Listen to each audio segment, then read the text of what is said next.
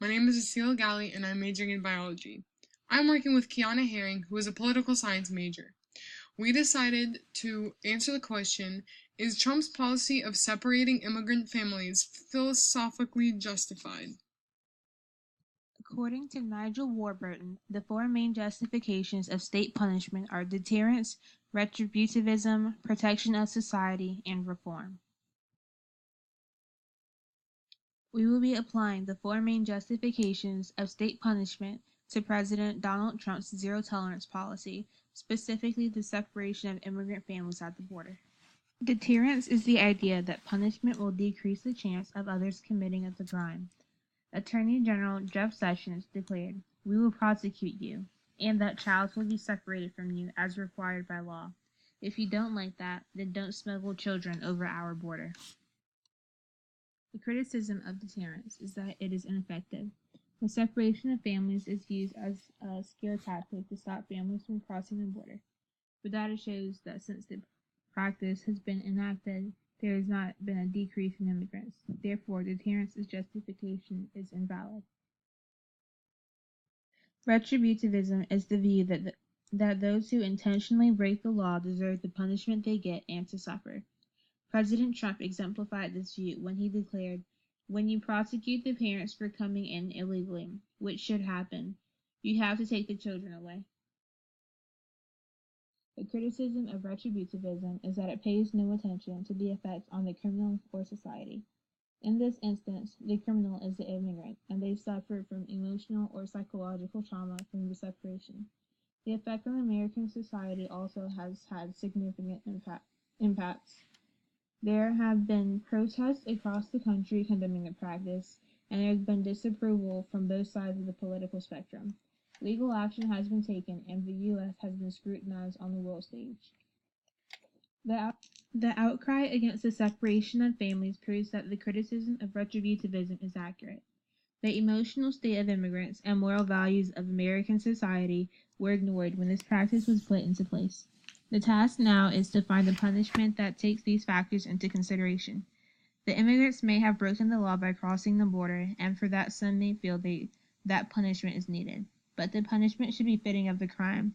It is difficult in this case because you cannot quantify crossing the border, and therefore punishment may not be objective.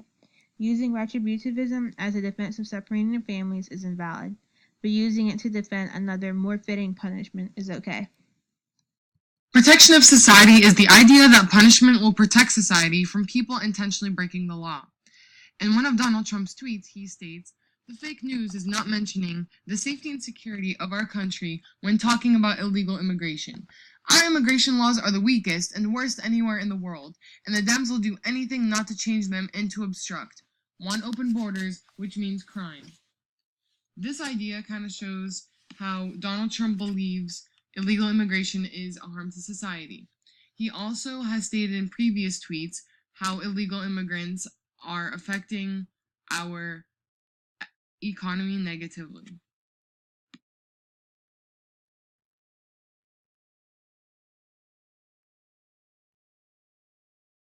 A criticism of this justification, according to Warburton, is that it only applies to certain crimes, certainly not immigration.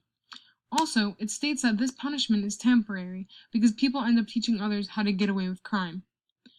Those that are illegally entering the country don't care about the punishment because they're trying to seek safety. Looking at the graph on the right, immigration and crime rates have no correlation, which kind of falsifies Trump's claim in his tweet and shows that he's just trying to make the immigrants look bad so that people in America can stand with him in closing the borders.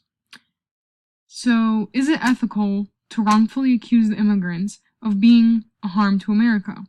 A utilitarian would say no, because he is essentially dehumanizing the immigrant, which negates happiness within the society. The last justification for punishment is reform, which is the idea that punishment will change the criminal's character so that they can no longer commit the crime.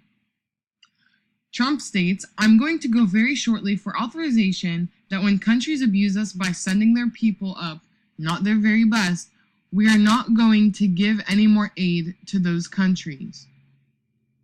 Trump is using this punishment in hopes of interrupting the illegal immigration from these countries. The problem with this punishment is that it's only relevant for certain crimes and people, so the wrong people may be harmed. For example, one-time criminals, or on another note, the people who are beyond reforms, there's no point in even punishing them. Immigration is occurring due to crises that are happening in other countries, so these people are desperate. Little does Trump know that his threat means nothing to the thousands of families because they are seeking safety. This punishment also brings up the idea that he is trying to evoke fear in the immigrants of what can happen to them.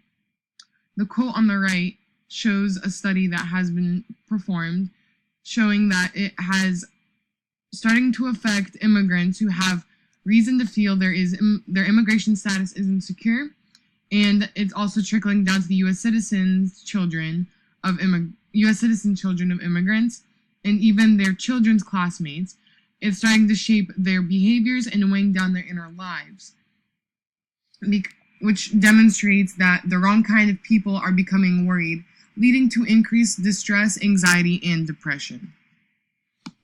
A utilitarian would also overall have the same ideas as stated previously, with a question like if it's ethical to allow these immigrants to suffer by thinking that they are illegal even if they're not illegal. Wrongfully accusing these immigrants again has definitely left them to be tortured for almost the rest of their lives. In this presentation, we introduce the utilitarian view that laws should be used to maximize the happiness of society, and because crime interrupts the happiness, it should be minimized. We then analyze the 4 justifications of punishment in relation to Trump's zero-tolerance policy. It can be concluded through each philosophical criticism that there are many counter-arguments that weaken each justification for this policy. In the end, Trump realized that this was a completely unjust punishment and signed the order to halt the separation of families. He then blamed the Democrats to try covering up the fact that he enacted this policy. Extra theories that you can look at are the concepts of negative and positive freedoms, which differ by the presence or absence of a controlling force, causing an influence. They are related to this topic because removing freedom is considered a form of punishment.